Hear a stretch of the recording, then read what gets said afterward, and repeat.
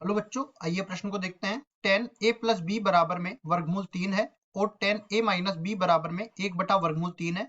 ए plus B का मान 0 degree से बड़ा लेकिन 90 डिग्री से छोटा या इसके बराबर है और ए का मान बी से बड़ा है। तो हमें ए और बी का मान ज्ञात करना है। प्रश्न को हल करने से पहले इसकी मुख्य अवधारणा के बारे में चर्चा कर लेते हैं।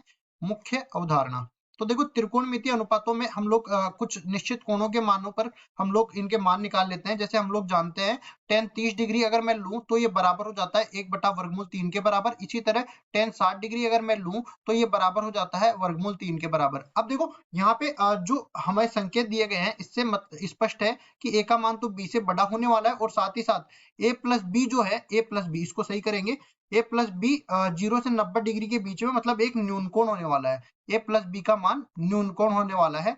इस तरह से हम लोग आगे बढ़ते हैं। तो सीधा अगर मेरे को पता है ना इसके कोण के बराबर, तो इनके कोणों की तुलना आपस में कर सकते हैं क्योंकि ये न्यून कोण है। तो कुल मिला के यहाँ से चलते हैं, स्टार्ट करते हैं।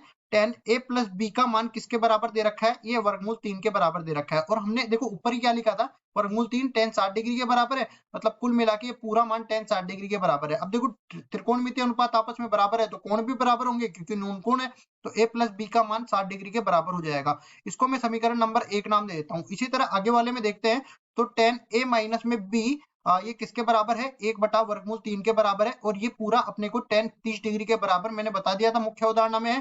तो कोणों की तुलना करेंगे, ए माइनस बी का मान 30 डिग्री के बराबर हो जाएगा। इसको मैं समीकरण नंबर 2 नाम दे देता हूँ। समीकरण 1 और 2 को हल करके मैं ए और बी का मान निकाल सकता हूँ। तो देखो यहाँ से ए प्लस बी ये 60 डिग्री के बराबर है और ए माइनस बी ये 30 डिग्री के बराबर है। तो विलोपन विधि से इसको हल करता हूँ, यहाँ पे दोनों को जोड़ दूंगा तो कुल मिला के 2a बच जाएगा और दूसरी तरफ ये b से b कट के ये दूसरी तरफ बन जाएगा 90 डिग्री के बराबर।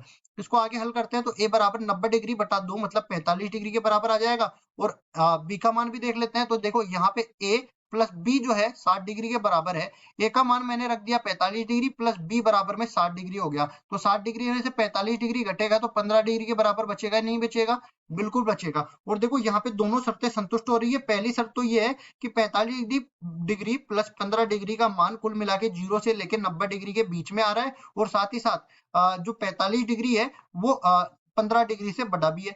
तो ए का मान बी से बड़ा है और दोनों का योग मिला के 90 डिग्री से छोटा है। ए और बी के हमारे को मान ज्ञात करने थे, तो ये दोनों अपने उत्तर हो जाएंगे। आशा करता हूँ ये सवाल आपको समझ में आया होगा। धन्यवाद।